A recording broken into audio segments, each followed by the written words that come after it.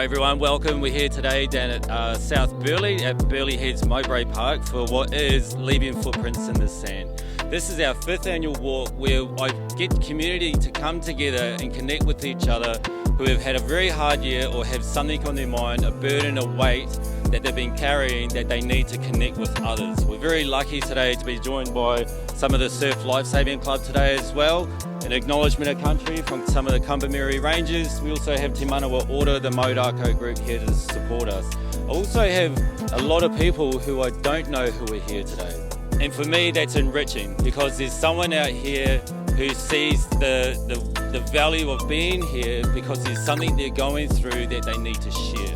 Generally, this walk will go from South Burleigh all the way to the Spit. It's 19 kilometres. Now, there is a group of guys here, so I think there's 6 people who will be pulling a tyre in the soft sand. Now, as hard as that sounds, the tyre itself is a metaphor for resistance and something compounding that is burdening someone. So we do have some guys who write movement is better than addiction. There is one guy who we had last year who wrote the initials of 3 of his nephews who between the ages of 16 and 22 took their lives. It was important for him because he needed to manifest something that was honouring his nephews, but also something that when he finished, he could leave behind.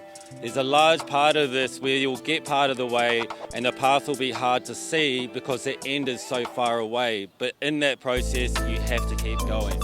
Our lives are not better by you not being here. Our lives are actually enriched by you staying and connecting and being with us. So a large part of Leaving Footprints in the Sand is my own personal story. I also came from suicidal ideology where on the last attempt, I was rammed off the road by the police, where I was so grateful where they caught me at the top of the cliff and not at the bottom.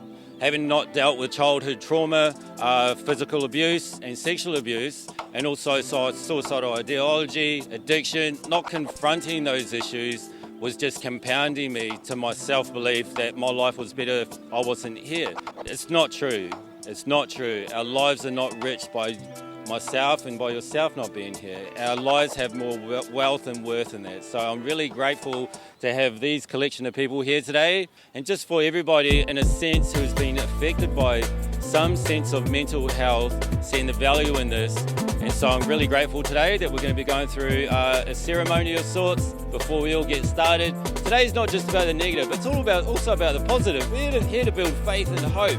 There's a lot of really great things to look forward to. Like, I cannot believe on a Sunday we have over 60 to 70 people coming over here to enjoy the outdoors and the environment and connect with other people. I just want to thank everybody for coming along. Thank you for watching. Next year we'll be doing this again, so please follow Leaving Footprints in the Sand.